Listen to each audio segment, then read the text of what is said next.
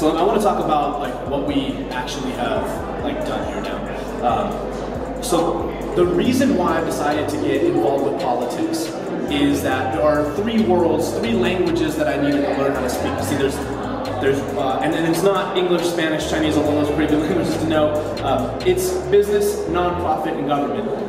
My belief is that if you want to make any kind of change in this world, you've got to be fluent in all three of those worlds. You've got to understand how those players work, who the people are, the languages they speak, and know how they're all interconnected, because you've got to be able to fluently move in and out of there, and that's what I'm working on. So documenting this journey of me going into politics is showing us what we can do. It's not just about Mike. It is about Mike Johnson for Colorado, but it's also about us and what we can do to help create a movement, but also knowing like what's actually happening. I don't know what goes on in politics. What I do know is business. I do know nonprofit, but I don't know the government quite yet. What I decided to do was get involved with this, and I capitalized on an opportunity. Mike and I sat down, we were talking about how I might get involved, and as he started to describe the vision that he had for the state, for the way he would govern, I looked at it and I was like, man, dude, that's totally like how a startup runs. You listen to people, you get feedback, then you build what it is that you want to put out there as your vision, but you don't just do it blindly.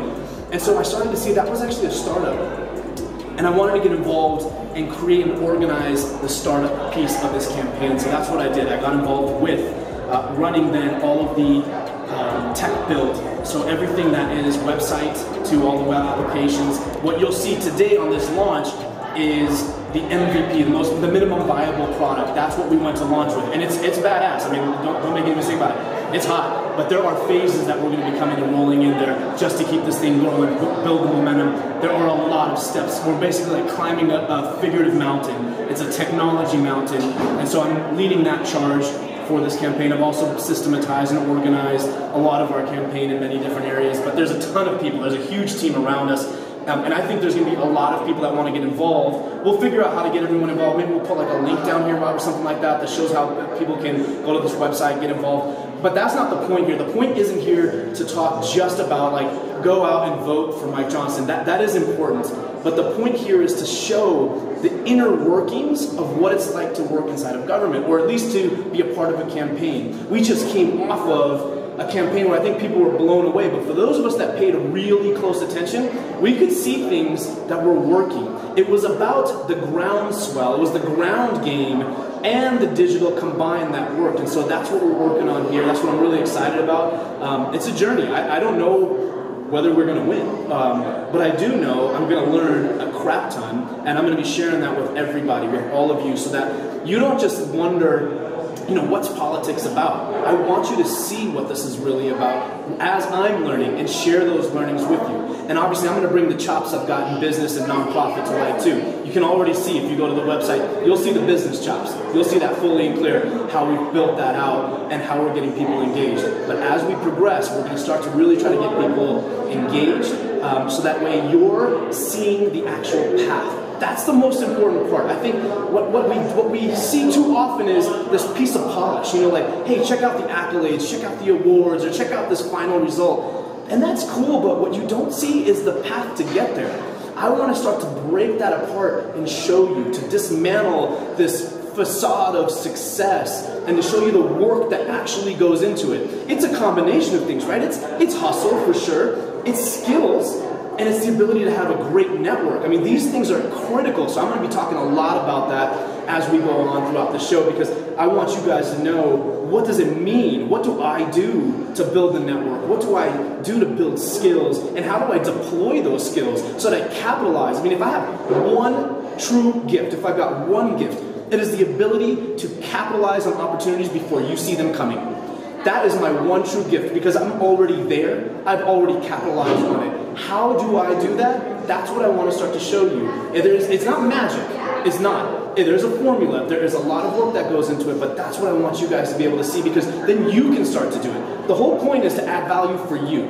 You get this value, you're going to be able to go out and build your networks and build the skills, and therefore create opportunities and capitalize on them before anyone sees them coming. That's what I want for you guys.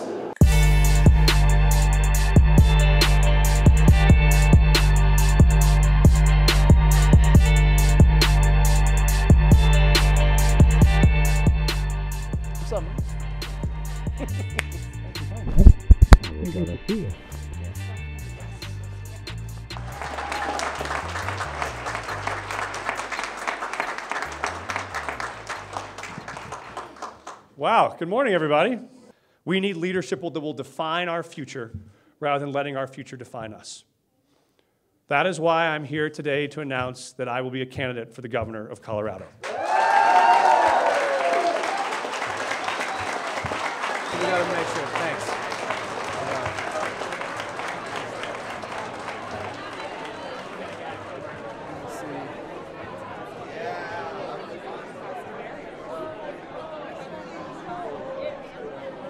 I thought he did great. Good. I think the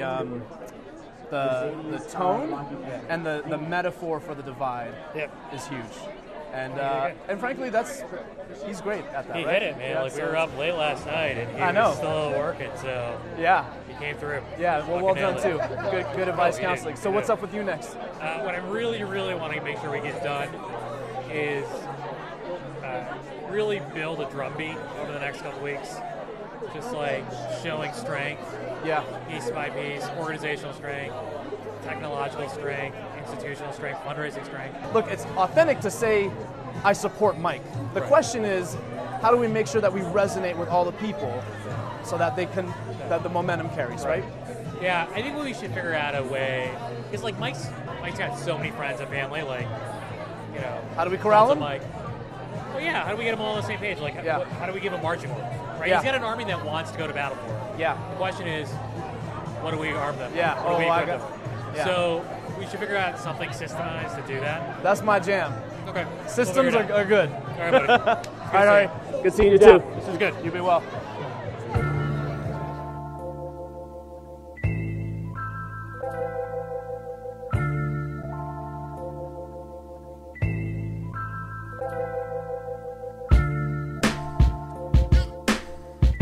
So just taking a look at the inbox right now, this is really where a lot of the problem solving that I do lives. It's either on the phone or sitting on email, and a few things are going on that I'll share just for transparency. The first one is that I have been working really hard with a number of different organizations in the government trying to figure out how to create this apprenticeship program, but more importantly, getting the different people onto the table where they can support me for example, there's a lot of government programs that are trying to help the same kids that I'm trying to help, but they don't necessarily talk to each other or they have conflicts. I'll give you an example of a conflict. The Denver Workforce Center says in order for my apprentices to qualify for what's known as the Workforce Innovation Opportunity Act, WIOA, in order for them to qualify for WIOA, there is a requirement that I, as a company, that Flow, must have in place an unemployment insurance account. The people that issue the unemployment insurance account are at the Department of Labor. The Department of Labor has said that you cannot get this until you've paid someone $1,500 as part of their salary. So they won't issue me the one piece of paper I need that these guys are saying I need before I hire someone. Before I hire someone, they need it here. Over here, they need it after. They won't issue it until after I've paid someone. Those literally conflict. That's the kind of challenge that we're dealing with right now, because this whole apprenticeship model I'm turning upside down. Apprenticeship models work when you have companies that are well established. They've already paid people out $1,500 and now they're bringing apprenticeships in. I'm saying I'm a startup that's created exclusively for the purpose of building apprenticeships.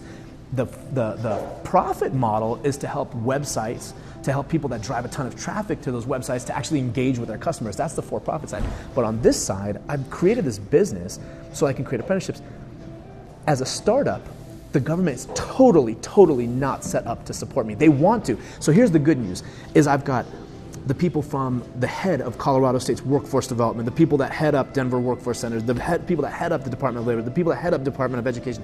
All of them are literally at the table with little old me, which is awesome because they're trying to work together, but we have these constraints that we've been basically shackled. We have handcuffs on us of what we can and can't do. So I'm likely gonna have to launch this apprenticeship program, forego one department support in order to get another department support until we can bring that together. And once we bring it together, hallelujah, that's going to be great, but that's the kind of thing I need to resolve. So when I sit here on this phone, I'm literally working on these kinds of problems right now, and hopefully we'll get something that resolves, but I might not. That's just one of the realities. And what that means to me is that financially, I will bear a large majority of the cost of training these employees. Now remember, as an apprentice, I'm over-investing relative to other companies in training my employees.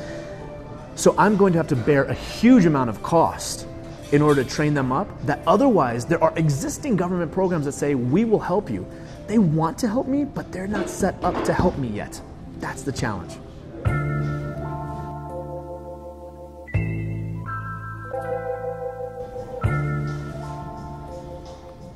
All right, so let me tell you how I actually just solved this. That very issue so I came up with a solution on. The issue is that Department of Labor needs $1,500 worth of salary to have been issued in order to issue this unemployment insurance account. Here's what the business side of that means. Because of the knowledge I have inside of business, I understand what their real requirement is. The way I'm actually going to solve this is I'm going to payroll myself. I'm going to payroll myself, not the employee. I'm going to payroll myself, because I can payroll myself the $1,500 to qualify for the unemployment insurance account, so that I can then bring it over to this other group and say, somebody has been payrolled, doesn't matter who. Now I need the certificate from you guys to be able to approve this apprentice. That's how we solve it. That's how we work within the business system, within the government system. Use the skills we've got. We've got to be creative thinkers. This is an example of how we can creatively think. We've taken what their requirements are and said, how do we flip this around so we can actually accomplish the goal? What's not acceptable is there is no way in hell I am stopping this movement and saying, well, I guess I can't train these people up because the government can't support me anyway. Look, the government's just there. It's gravy on top. It's nice to have. The business needs to be able to support it. And if the business can't support it, then this thing isn't sustainable. And the business is run by me. It is my job. It is my leadership. I need to figure out those problems. I need to solve them. And that's what's important for you. If you run a business, it cannot be that other people are getting in your way. The whole point of why we become successful as business owners is that we are the ones that overcome those obstacles. That's what we are here to do. If you can't do that, then you don't have it yet. Build the skill, work with somebody that can teach it to you. But our job is to be able to see these problems and identify really quickly how we can overcome them, because we've got experiences that relate to them.